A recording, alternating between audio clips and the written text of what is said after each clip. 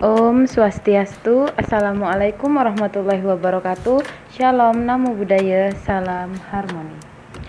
Baik, pada kesempatan kali ini izinkan saya memperkenalkan diri terlebih dahulu. Perkenalkan, nama saya Ajeng Ainur Rahma Swantoro dengan NIM 22110316664 dari Prodi Pendidikan Guru Sekolah Dasar.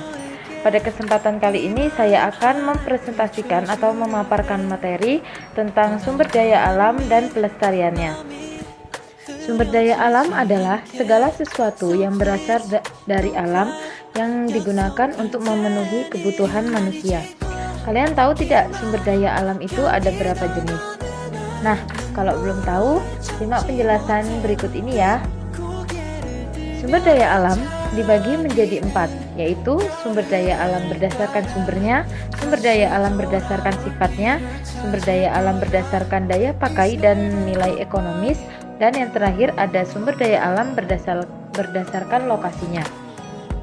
Baik, yang pertama kita akan membahas tentang sumber daya alam berdasarkan sumbernya.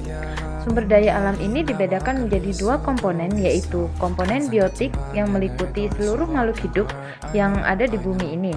Contohnya seperti hewan, tumbuhan, dan mikroorganisme. Sedangkan komponen abiotik yang meliputi seluruh unsur yang tidak bernyawa. Contohnya seperti air, udara, sinar matahari, dan lain sebagainya. Yang kedua, ada sumber daya alam berdasarkan sifatnya. Sumber daya alam ini juga dibagi menjadi dua jenis, yaitu sumber daya alam yang dapat diperbaharui dan sumber daya alam yang tidak dapat diperbarui. Sumber daya alam yang dapat diperbarui adalah kekayaan alam yang dapat terus ada selama penggunaannya tidak dieksploitasi berlebihan. Contohnya seperti tumbuhan, hewan, dan mikroorganisme seperti biotik tadi, dan lain-lainnya. Sedangkan sumber daya alam yang tidak dapat diperbaharui adalah kekayaan alam yang jumlahnya terbatas karena penggunaannya lebih cepat daripada proses pembentukannya. Dan sumber daya alam ini jika digunakan secara terus-menerus akan cepat habis. Contohnya seperti minyak bumi, batu bara, gas alam, dan lain sebagainya. Yang ketiga, ada sumber daya alam berdasarkan daya pakai dan nilai ekonomisnya. Sumber daya alam ini dibagi menjadi dua macam, yaitu sumber daya alam ekonomis dan sumber daya alam non-ekonomis. Sumber daya alam ekonomis merupakan sumber daya alam yang memiliki nilai jual dalam pemanfaatannya. Contohnya seperti emas, minyak bumi, gas bumi, dan lain-lain. Sedangkan sumber daya alam non-ekonomis merupakan sumber daya alam yang tidak memiliki nilai jual.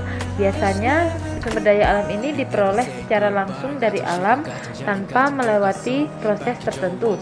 Contohnya seperti sinar matahari dan udara. Dan yang terakhir ada sumber daya alam berdasarkan lokasinya. Sumber daya alam ini juga dapat dibagi menjadi dua, yaitu sumber daya alam akuatik yang sumber daya alamnya hanya terdapat di perairan saja, baik laut, sungai, rawa-rawa, dan lain-lain. Contohnya seperti ikan, terumbu karang, udang, dan sebagainya. Sedangkan sumber daya alam terestrial merupakan sumber daya alam yang hanya terdapat di daratan seperti hasil hutan dan hasil tambang. Nah, gimana? Apakah paham sampai di sini? Kalau sudah, mari kita ketahui bagaimana cara melestarikan sumber daya alam dengan baik. Karena kita sebagai manusia wajib melakukan hal tersebut agar tidak terjadi kepunahan dan bisa disimpan sebagai cadangan saat ini dan di masa depan nanti. Ada dua cara untuk melestarikan sumber daya alam, yaitu cara menjaga sumber daya alam hayati dan non-hayati. Cara menjaga sumber daya alam hayati dapat kita lakukan dengan menanam pohon, melestarikan tumbuhan dan hewan langka, merawat dan menjaga hutan untuk kehidupan, tidak membakar hutan demi membuka lahan, dan memberi makan secara rutin pada hewan ternak.